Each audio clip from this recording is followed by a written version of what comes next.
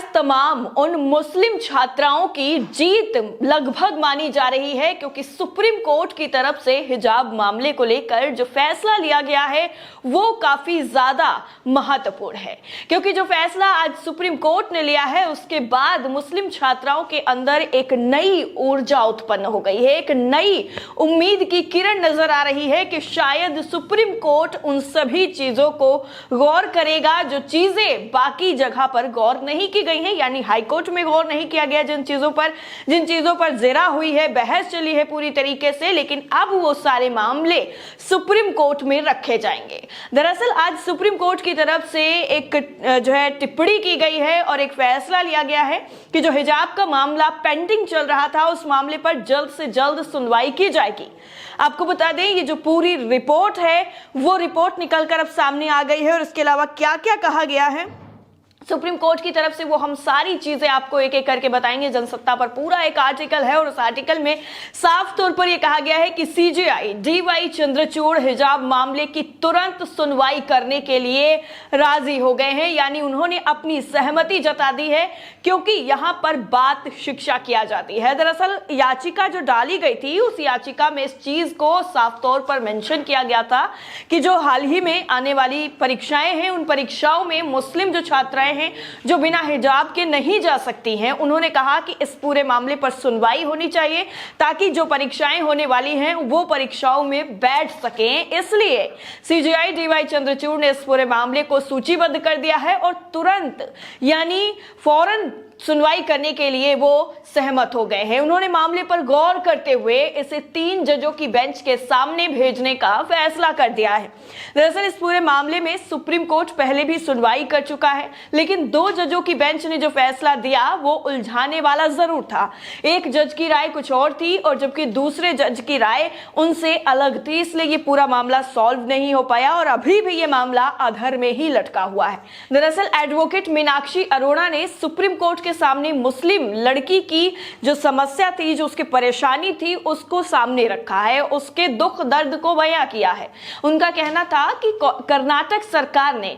School कॉलेजों में जो हिजाब पहनने पर प्रतिबंध लगा रखा है, हाई कोर्ट ने भी सरकार के फैसले का समर्थन किया, लेकिन मुस्लिम लड़की को एग्जाम में बैठना है। उनका कहना था कि इस मामले की तुरंत सुनवाई की जाए जिससे लड़की परीक्षा में बैठ सके। मीनाक्षी अरोड़ा का यह भी कहना था कि पहले ही लड़कियों का 1 साल खराब हो चुका है और अब वो नहीं चाहती हैं कि उनके और साल खराब हो, क्योंकि ये मामला लटका रहेगा तो इस पर सुनवाई नहीं हो पाएगी और सुनवाई नहीं हो पाएगी तो वो परीक्षाएं नहीं दे पाएंगी। याचिका दाखिल करने वाली लड़की की हिमायत करते हुए साफ तौर पर उसकी वकील ने यह कहा कि उनको परीक्षा में बैठना है किसी भी तरीके से, इसके बाद उसे किसी दूसरे निजी संस्थान में दाखिला भी लेना है, क्योंकि वो अपने भविष्य के साथ खिलवाड़ बर्दाश्त नहीं करना चाहती है, जो खिलवाड़ राजनीति का जो रूप ले चुका है, जिससे कई हजार बच्चे जो हैं उनका भविष्य अधर में लटक गया है, उससे वो बाहर निकलना चाहती है। अगर हिजाब पर प्रतिबंध जारी रहा तो एग्जाम में कैसे बैठ पाएगी।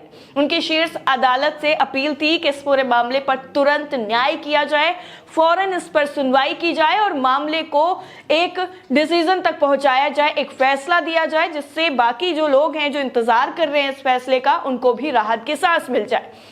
और सीजेआई ने इस अपील पर सीधा तुरंत गौर करते हुए लड़की की जो परेशानी थी उसको समझा और उन्हें भी ऐसा लगता है कि ऐसे हालात में तत्काल सुनवाई के लिए जो है तुरंत ही सुनवाई कर देनी चाहिए, इसकी जरूरत इस वक्त बहुत ज्यादा है। सीजेआई ने यह भी कहा है कि वो इस मामले को 3 जजों की बेंच के समक्ष लिस्ट कराने जा रहे हैं। हिजाब मामले पर सुप्रीम कोर्ट की डबल बेंच ने 2022 में सुनवाई की थी, लेकिन 22 सितंबर को दिया फैसला पूरी तरीके से लोगों को अलग अलग दिशा में ले जाने वाला था। जस्टिस हेमंत गुप्ता का कहना यह था कि हिजाब को लेकर सरकार और हाईकोर्ट का स्टैंड जो है वो ठीक है, वो इसे बैन करने पर सहमत थे, जबकि जस्टिस सुधांशु धूलिया का कहना यह था कि हिजाब पर बैन लगाना बिल्कुल भी सही नहीं है। यानी इसमें जो है 2 तरीके के फैसले आए, जिससे लोगों को के अंदर जो कंफ्यूजन थी वो अभी भी बनी हुई थी। लेकिन अब इसमें गौर करने वाली बात यह है कि शिक्षा का इतना ज्यादा मुद्दा हिजाब मामले पर क्यों बनाया जा रहा है, क्योंकि अगर आप भी अपने आसपास देखेंगे जहां पर मुस्लिम कम्युनिटी ज्यादा है तो वहां पर लोगों के अंदर अभी भी ऐसी चीजें हैं जिससे ये लगता है कि हिजाब पहनकर स्कूल कॉलेज हैं, कुछ लोगों को परमिशन दी जाती है, और अगर हिजाब पर प्रतिबंध लग जाएगा तो उन लोगों का जो करियर है वो पूरी तरीके से बर्बाद हो जाएगा, खराब हो जाएगा, वो आगे की पढ़ाई नहीं कर पाएंगे। ऐसी बहुत सी पाबंदियां अभी भी हैं। लेकिन इस पूरे मामले को राजनीतिक एंगल से किस तरीके से निकाला गया और उसको आगे बढ़ाया गया, वो सारी चीजें देखने वाली हैं। लेकिन हम आपको एक रिपोर्ट जो है बीबीसी के दिखाने वाले हैं, ये आपकी स्क्रीन पर है, जिसमें इन चीजों को बताया गया है कि जो हिजाब का प्रतिबंध है उसका असर कितना बड़ा है लोगों के अंदर, इस चीज को लेकर के कितना ज्यादा इनसिक्योरिटी हो गई है कि अगर लड़कियां हिजाब पहनकर नहीं जाएंगी तो उनके साथ कोई अनहोनी हो सकती है। इसकी जो ताज़ा रिपोर्ट है ये 8 जनवरी 2023 की है, यानी इसी साल की है, जिसमें साफ तौर पर यह बताया गया है कि हिजाब विवाद जहां से शुरू हुआ वहां सरकारी कॉलेजों में 50% घटे मुस्लिम छात्र। और ये प्रेस रिव्यू किया गया था बीबीसी की तरफ से, यानी कर्नाटक के उडुपी में सरकारी पीयू कॉलेज से ये जो विवाद है वो शुरू हुआ था, और यहीं पर 50% जो छात्र हैं वो घट गए हैं, क्योंकि उनका मानना यह है कि हिजाब उनके लिए एक सेफ्टी का जरिया है।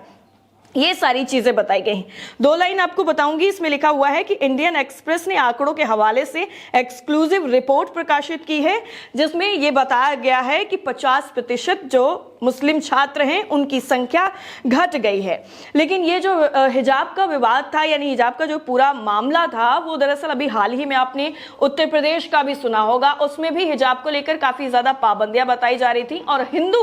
कॉलेज जो था उसमें हिजाब पहनकर जो लड़कियां जा रही थी उनको रोकने का काम किया गया था। हालांकि बाद में खबर यह भी सामने आई थी कि उसमें जो ड्रेस कोड लागू किया था उसको वापस ले लिया गया था। लेकिन अब सुप्रीम कोर्ट में इस पूरे मामले को लेकर क्या सुनवाई की जाती है और शिक्षा का जो अधिकार है उसको लेकर जो सूचीबद्ध किया गया है मामला, उस पर किस तरीके से स्टैंड लेगा सुप्रीम कोर्ट, ये देखने वाली बात होगी। इस पूरी रिपोर्ट को लेकर आपकी राय क्या है, कमेंट करके हमें जरूर बताएं। बाकी अपडेट के लिए आप बने रहे नेशन 360 के साथ। जय हिंद।